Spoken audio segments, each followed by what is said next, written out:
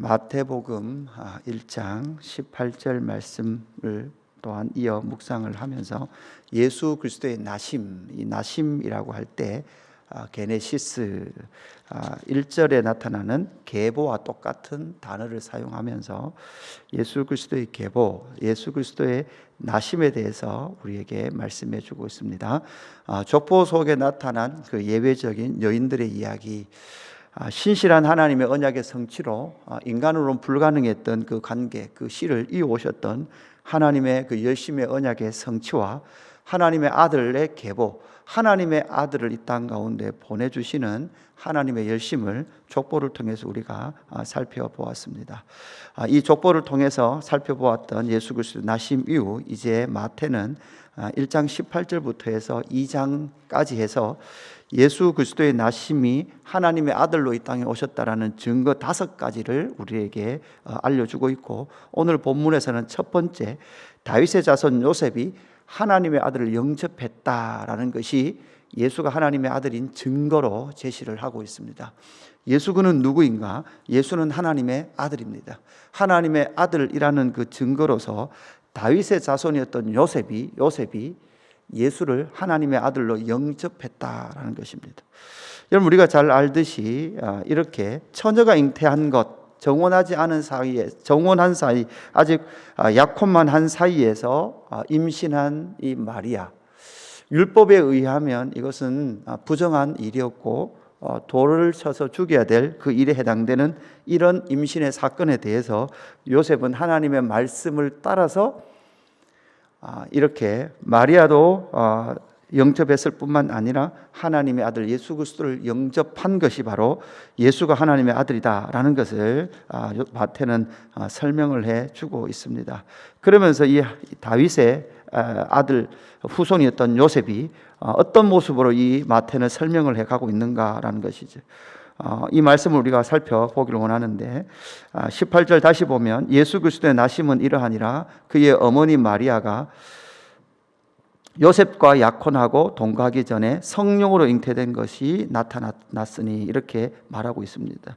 여러분, 우리가 어제 살펴보았듯이 16절에 보니까 야곱은 마리아의 남편 요셉을 낳았으니 이렇게 말을 하고 있습니다. 그러니까 누가복음에서는 마리아가 주인공이라면 이 마태복음에서는 요셉이 주인공이 되어 있는 거죠. 그러니까 야곱은 마리아의 남편 요셉을 낳았으니 마리아에게서 그리스도라 칭하는 예수가 났다라고 설명하고 나서 이제 18절에 오면 누구를 등장시키는가 하면 이 바로 요셉을 등장시켜서 19절에 보니까 그의 남편 요셉은 의로운 사람이라 이렇게 말을 하고 있습니다. 그래서 이 다윗의 자손 요셉, 이 사람은 의로운 사람이다 이것을 강조하면서 이 요셉을 의로운 사람이다라고 강조하는 건 역시도 사무엘하 7장의 다윗 언약, 그리고 다윗을 하나님은 어떻게 보았습니까? 의로운 사람, 하나님 마음에 합한 자라고 말씀하듯이 이 요셉 역시 하나님 앞에 의로운 사람이다. 마태는 이 의로운 사람이라는 것을, 의라는 것을 아주 강조하거든요. 그러면서 이 요셉이 왜 의로운 사람이었습니까? 하나님께서 성토한 천사가 분부한 대로 그대로 행합니다. 하나님이 말씀하신 그대로 행합니다. 여러분, 의가 무엇입니까? 우리가 인간이 생각하는 의로움, 그것이 아니라 하나님이 말씀하시는 대로 행하는 것이 바로 의로움입니다. 그래서 이 마태는 이 요셉을 등장시키면서 요셉은 누구였습니까? 다윗의 족보에 있었던 그 후손이었습니다. 다윗의 자손 요셉이었고, 다윗은 바로 의로운 사람이었는데 왜 의로운 사람이었는가 하면 분부한 대로 다 행했습니다. 분부한 것이 무엇이었습니까? 너 아내 마리아가 성령으로 잉태했다. 그래서 너 아내 마리아 데려오기를 두려워하지 마라. 그리고 그 아들을 낳을 건데 그 아들의 이름을 낳으면 뭐라고 해라? 예수라 해라. 요셉은 어떤 사람이었습니까? 그것을 그대로 실현한 사람이었습니다. 그래서 다윗의 자손 요셉이 하나님의 아들을 어떻게 해요? 영접하고 있는 모습으로 그려내고 있는 거예요. 그래서 다윗의 후손 요셉이 바로 이 예수를 영접하는 것을 보아서 이 예수는 하나님의 아들이다라는 것을 설명을 해 주고 있습니다. 그래서 두 번째는 무엇입니까? 성령으로 잉태되었다라는 것을 우리에게 말씀해 주고 있습니다.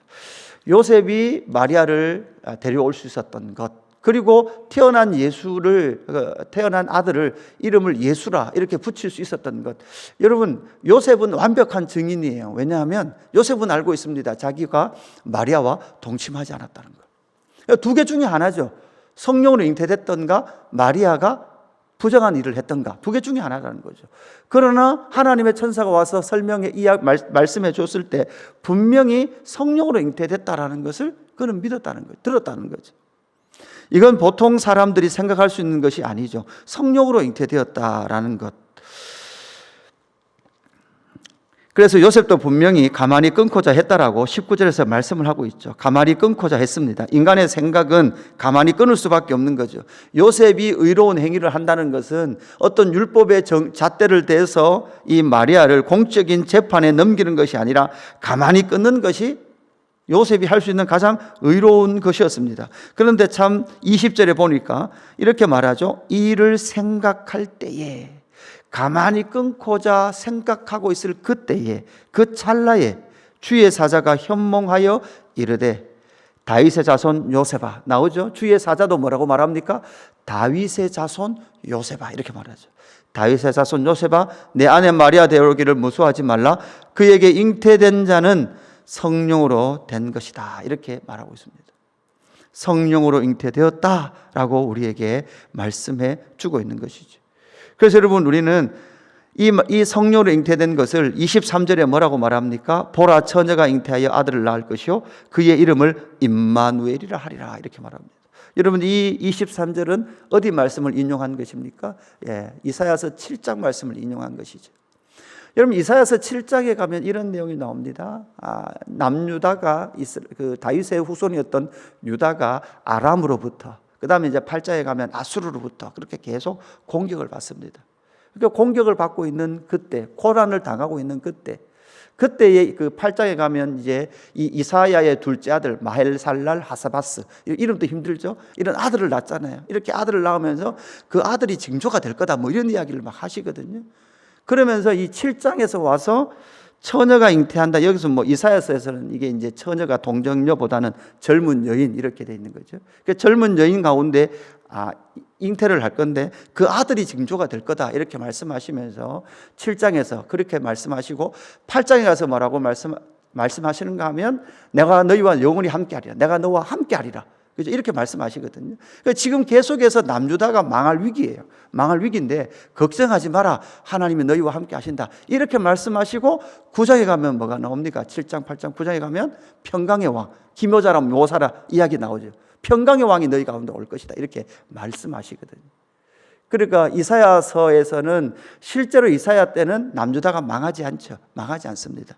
그렇게 망하지 않게 내와 너와 함께 한다라고 말씀함에도 불구하고 그들은 고난 가운데 있었고, 외형적으로 보면 그 나라가 망하지만, 남유다도 바벨론에게 망하지만, 그러나 기어이 하나님은 아들을 보내셔서 기묘자라 모사라 평강의 왕을 보내셔서 그 대를 잇고 그 나라를 회복할 거다라는 그 예언의 예표가 이사야서 7장, 8장, 9장에 이어가면서 나오는 그 언약의 성취로서 바로 동정녀 마리아에게서 아들이 태어나게 될 것이다 라는 것을 우리에게 말씀해 주고 있습니다. 그래서 이 성령으로 잉태된 자이기 때문에 이 예수는 누굽니까? 하나님의 아들입니다. 그러니까 이 요셉은 하나님의 아들을 영접하는 거예요. 도저히 인간의 생각 이성으로는 생각할 수도 없고 이해할 수도 없는 그 일, 성령으로 잉태되었습니다. 여러분, 예수님이 왜 하나님의 아들이십니까? 예수님은 사람의 몸으로 태어나시기 위하여서 마리아의 자궁을 빌리셨습니다. 하나님은 성령으로 잉태되게 하셨습니다. 그래서 사람으로 오게 하셨습니다. 그러나 사람의 씨로 오지 않았습니다. 요셉의 정자도 마리아의 난자도 사용하지 않았습니다. 단지 마리아의 자궁만 빌리셨습니다. 그래서 완전한 하나님으로 이 땅 가운데 오셨죠. 완전한 사람으로, 또한 완전한 하나님으로 이 땅 가운데 오신 예수 그리스도, 그 예수 그리스도를 우리에게 소개시켜 주고 있다라는 것이죠. 그래서 이 마태는 성령으로 잉태되었다. 다윗의 자손 요셉이 하나님의 아들을 영접했는데, 그가 왜 하나님의 아들이냐면 성령으로 잉태되었다라는 것을 우리에게 말씀해 주고 있습니다.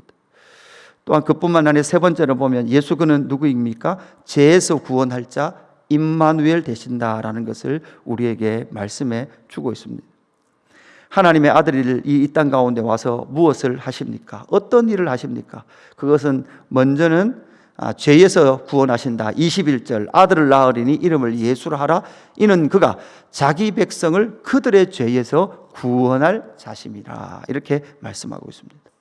그러니까 메시아, 마태복음 1장에서 여러분 다른 복음서와 다르게 마태는 바로 예수는 그리스도다, 메시아다라는 것을 강력하게 이야기를 하잖아요. 바로 선포하거든요. 그렇게 선포하면서 예수는 메시아인데, 당시 유대인들이 기다렸던 메시아는 어떤 메시아였습니까? 정치적 메시아였단 말이죠. 이스라엘 백성들이 그 모든 주변 국가로서 공고한 그 공격들, 그리고 이스라엘 백성들의 그 피폐한 그 삶들, 경제적 그 어려움들, 많이 깨어진 그 삶들을 회복해 줄 정치적 메시아, 경제적 메시아를 기대했단 말이죠.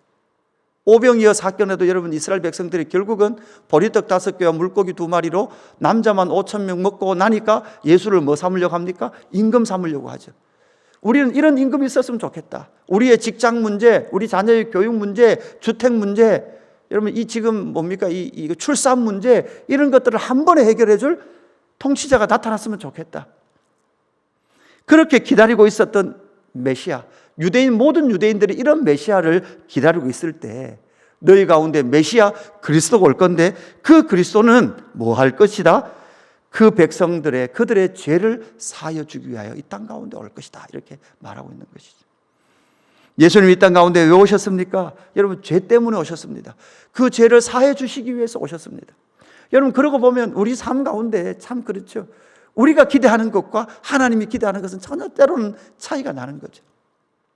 실제로 오늘의 삶 가운데는 우리에게 필요한 것은 죄 사함보다 다른 것이 더 많이 필요한 것 같아요.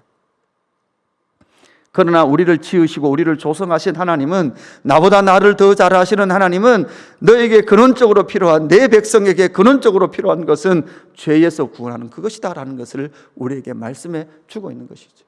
그래서 여러분 교회에 오면 이 이야기를 들으셔야 되는 거예요. 죄에 관한 이야기를 들으셔야 되는 거예요. 죄에서 구원해 주신 하나님의 은혜를 들어야 되는 거죠. 그래서 죄에서 구원하실 뿐만 아니라 뭐라고 말씀하십니까? 내가 임마누엘 하리라. 그죠? 이사야 선지자가 말했던 내가 너희와 영원히 함께하리라. 그래서 여러분 마태복음이 어떻게 끝납니까? 여러분 내가 너희와 영원히 함께하리라 라고 끝납니다. 하나님께서 임마누엘, 말씀이 요한복음에로 보면 말씀이 육신이 되어 너희 가운데 거하시매, 이렇게 말씀하시는 하나님께서 우리 가운데 거하셔서 영원히 우리와 함께 하시겠다라고 말씀하시는 이 언약의 성취로서 예수 그리스도가 이 땅 가운데 오셨다라는 것을 우리에게 말씀하시죠. 여러분 하나님의 아들이 우리와 함께 하십니까? 하나님이 우리와 함께 하신다, 이렇게 말씀하시죠. 그러니까 여러분 임마누엘은 누구십니까? 임마누엘은 곧, 예수는 곧 하나님이세요. 여러분 이 개념 또 우리 가운데 알려주시는 것이죠. 하나님의 아들 예수가 너희와 함께 한다는 것이 아니라 하나님이 너희와 함께 하신다는 거죠. 예수 그리스도 그 제2위격이신 성자 예수님은 곧 한 분 하나님 속에 하나님이십니다. 그래서 하나님이 이 땅 가운데 오셔서 우리와 함께 하신다라는 것을 우리에게 말씀해 주고 있는 것이죠. 그래서 여러분 우리가 영접한 그 예수는 또한 누구입니까? 다윗의 후손 요셉이 영접한 이 예수도 하나님의 아들 하나님이셨습니다. 그것처럼 우리 또한 영접한 이 예수는 곧 하나님이시죠. 그 하나님께서 어떻게 하십니까? 이 땅 가운데 오셔서 우리의 죄를 사해 주시고 우리와 뭐 하신다고요? 함께 하신다. 임마누엘 하셔서 우리를 외롭지 아니하게, 우리를 홀로 버려두지 아니하시고 우리와 함께 하시는 것이죠. 여러분 그래서 우리는 외롭지 않습니다. 우리는 그래서 성도들이 함께 예수님처럼, 하나님처럼 함께 임마누엘하고 함께 동행하며 하나님의 나라를 이루어 가게 된다라는 것을 우리에게 말씀해 주고 있는 것입니다. 이 마태는 오늘 이 1장 후반 부분을 통해서 다윗의 자손 요셉이 하나님의 아들을 영접했다라는 것을 증언함을 통해서 예수 그가 이 땅 가운데 하나님의 아들로 오셨다라는 것을 변증해 가고 있는 것입니다. 그것이 어떻게 나타났습니까? 다윗의 자손 요셉. 그 요셉이 바로 다윗의 족보 가운데 있는 이 요셉이 예수 그리스도를 영접했다. 그리고 이 예수는 성령으로 잉태되었다라는 것.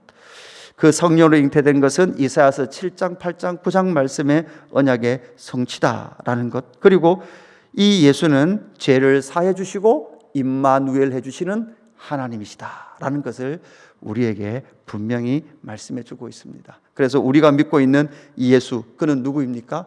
바로 하나님의 아들, 곧 그는 하나님이었다라는 것을 말씀해 주시고, 그 예수님은 이 땅 가운데 오셔서 허물과 죄로 죽었던 우리의 그 상태를, 영혼을 살리시고 우리를 구원하시며 우리와 함께 하시는 하나님이시다라는 것을 우리에게 말씀해 주십니다. 오늘도 이 임마누엘 하신 하나님과 동행하시는 저와 여러분의 삶이 되기를 주님의 이름으로 축복합니다.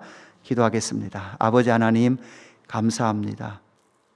성령으로 잉태된 하나님의 아들 예수, 그 예수 그리스도를 영접하고 있는 다윗의 자손 요셉의 모습을 오늘 이 말씀을 통해서 만납니다.